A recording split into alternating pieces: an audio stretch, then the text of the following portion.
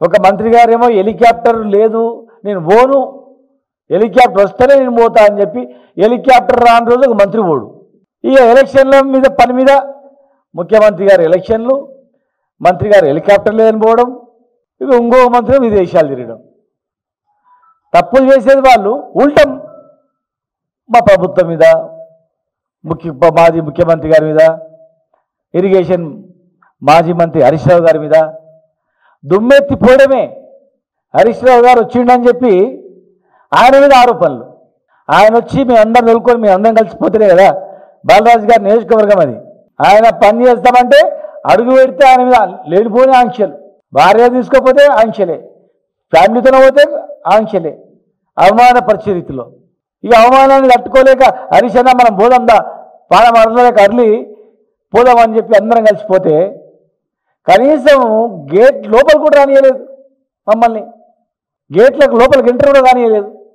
ఏం చేద్దాం చెప్తామంటే వాళ్ళ తప్పులను అడుగుతామని, ఎత్తి చూపుతామని చెప్పని.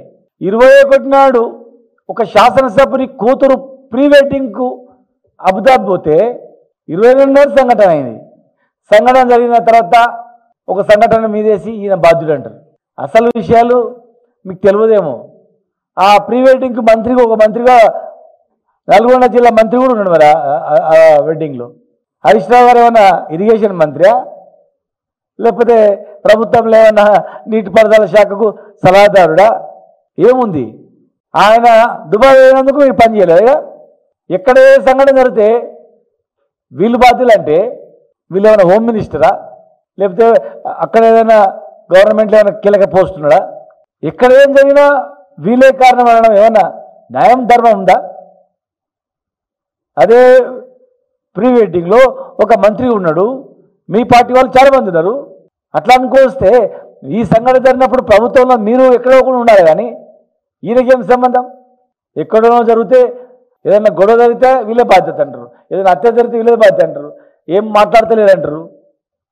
ప్రభుత్వం మీ చేతిలో ఉంది, లా అండ్ ఆర్డర్ మీ చేతిలో ఉంది. డీజీపీ మీరు చెప్పిన మాట వింటాడు. ఒక హింసాత్మక సంఘటన ఉన్నప్పుడు డీజీపీ వివరణ ఇవ్వాలా? అలాంటిది ఏం లేదు.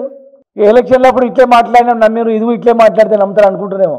ఊర్లలో పోయి చూడండి, రెడీగా ఉన్నారు వాళ్ళు, సలాకి కాల్చి రెడీ ఉన్నారు. సమయం వచ్చినప్పుడు ఏడ పెట్టాలనో ఏడ వస్తానో అవుతానికి రెడీ ఉన్నారు.